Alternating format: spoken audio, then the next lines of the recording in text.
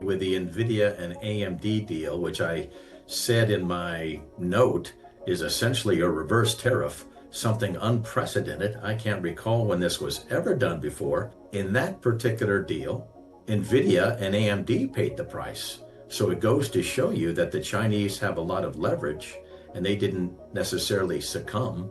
Nvidia and AMD are so desperate for those revenues because it's such a big market, they are paying the price, which I think is pretty interesting. Nvidia AMD, I guess they're going to try, and if they can, they probably can, right, raise prices, which means the Chinese are going to have to eat that 15%. How are they going to feel about that, do you think? They're going to be furious about it. And I think it's probably going to draw out these negotiations, and maybe that's why we pushed all the way to November 9th, and I wouldn't be surprised if we push further. But the profit margins are so high on these GPU chips around the world because there's not enough supply and there's voracious demand. And so can Nvidia and AMD raise prices to offset? They probably can, but we'll see what happens in the end. Very interesting news, and we'll have to see how it plays out. Maybe there'll be more than just one of these deals. We'll see.